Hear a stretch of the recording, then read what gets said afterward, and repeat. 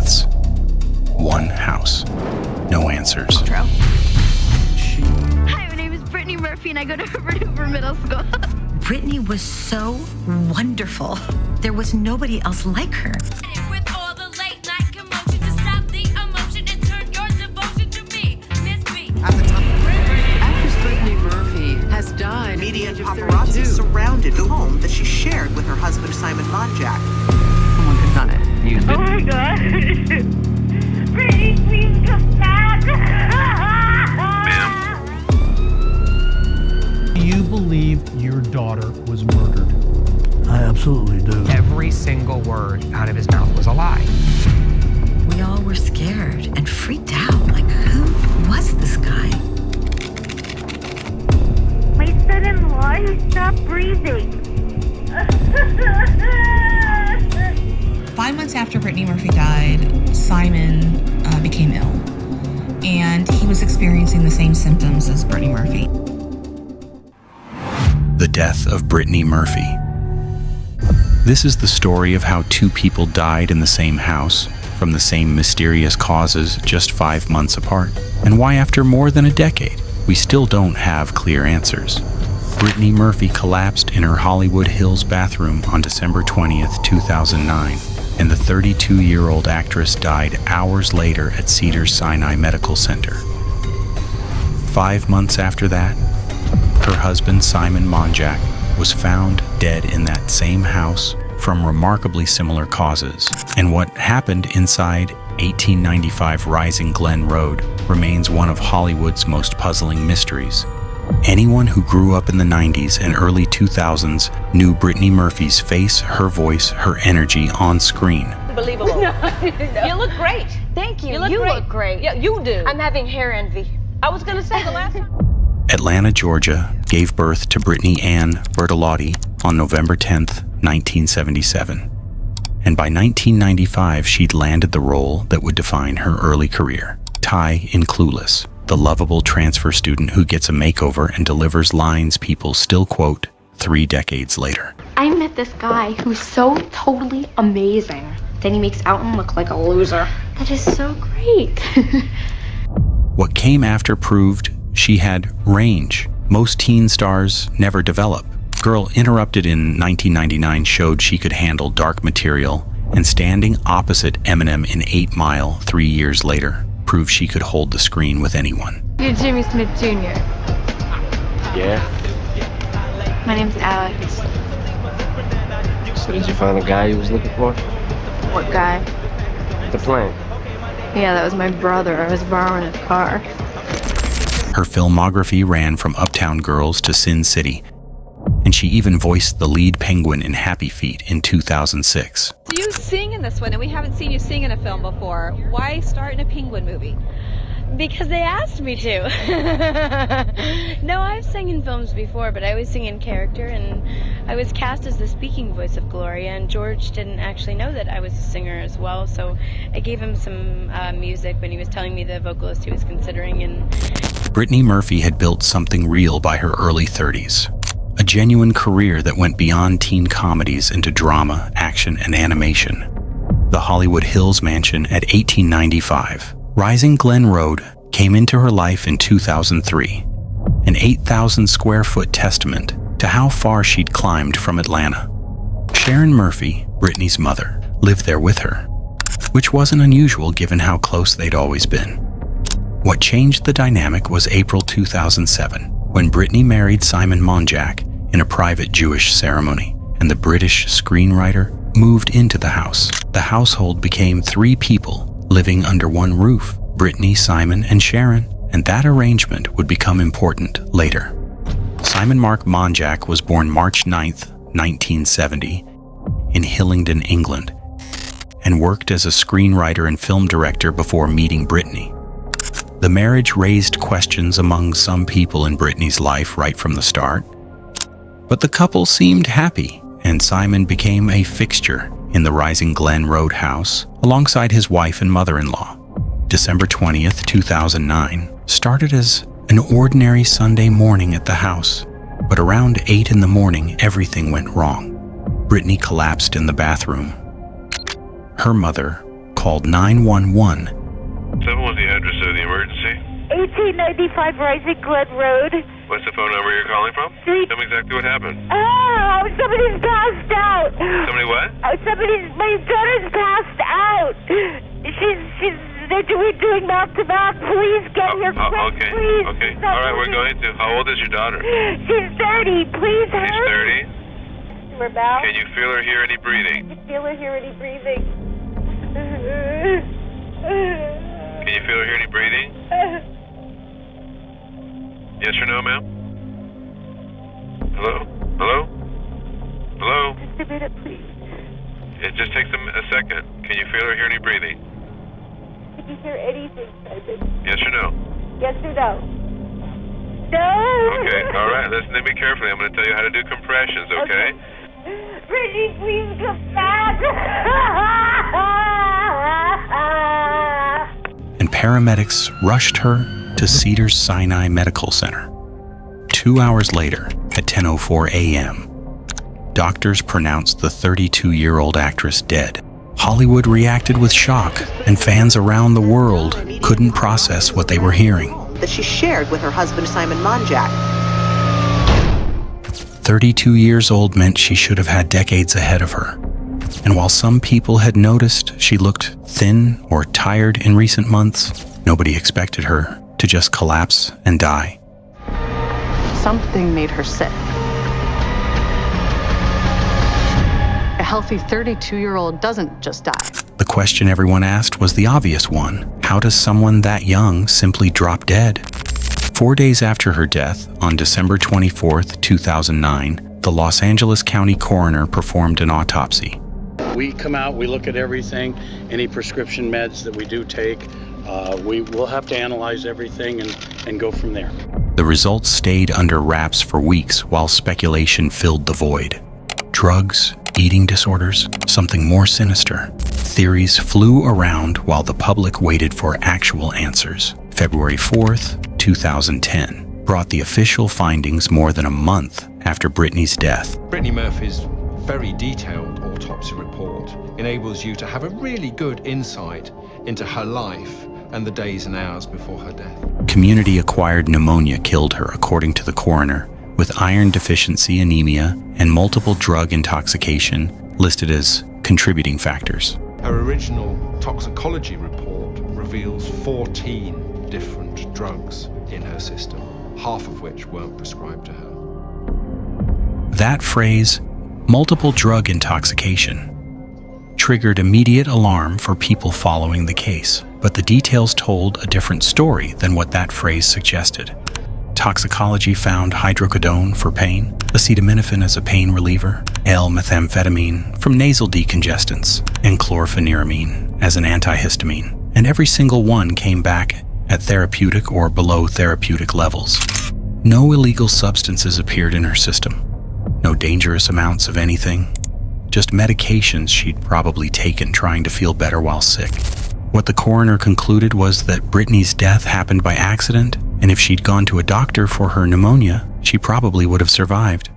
Pneumonia kills people, but it responds to treatment, especially in someone so young. The anemia had weakened her body's defenses, the medications were masking how sick she really was, and her immune system couldn't fight off the infection anymore. Accidental death from natural causes, that's how the official record classified what happened to Brittany Murphy.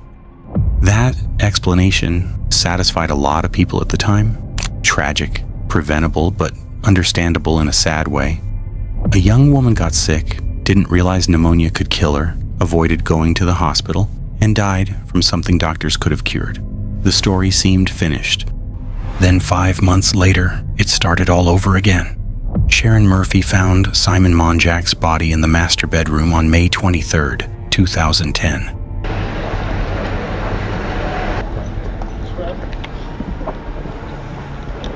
Mr. Monjack was found unresponsive.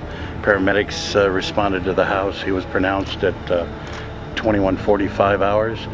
His death is under investigation by the Los Angeles County Department of Coroner with the assistance of LAPD. It appears to be a natural. There were some prescription drugs found that belonged to Mr. Monjack. He was 40 years old, and 154 days had passed since Brittany died in that same house. The parallels were immediate and unsettling. Another sudden death with no warning, same location, no signs of violence or struggle. July 2010 brought Simon's autopsy results, and they mirrored Brittany's with eerie precision. Acute pneumonia killed him, severe anemia contributed, and multiple prescription and over-the-counter medications showed up in his system at levels similar to what they'd found in Brittany. The Los Angeles County coroner used specific language in their report. The circumstances of both deaths were remarkably similar. 2 people living in the same house, dying within 5 months of each other from identical causes, pneumonia and anemia both times. The statistical odds of that happening by pure chance are so low that questions became inevitable. What was happening in that house? Was something in the environment making people sick? Could this really be coincidence, or was someone responsible for both deaths? Theories emerged almost before Simon's body reached the morgue. Environmental contamination gained traction first, with Sharon Murphy herself suggesting toxic mold might have played a role. The theory had logic behind it. Mold causes respiratory problems, and if hidden mold was growing somewhere in the house, it could explain 2 cases of a severe pneumonia developing in the same location. The Los Angeles County Health Department inspected the property in 2010 after both deaths and found no dangerous mold levels. That didn't prove mold had never been there, or that other environmental factors weren't involved. But the official inspection couldn't support the theory with hard evidence. Some experts floated the possibility that even without toxic mold, other issues could have contributed. Poor ventilation, accumulated dust, allergens, something compromising the air quality. So if this theory holds true, it means this black mold was hiding in the bones of the house, that Brittany and Simon were inhaling it every day. If this is the case, it could have contributed to their respiratory health, it could have led to their pneumonia, and it could have ultimately caused their death. Without concrete proof, though, these remained educated guesses rather than answers. Poisoning came next, and this theory was darker by several degrees.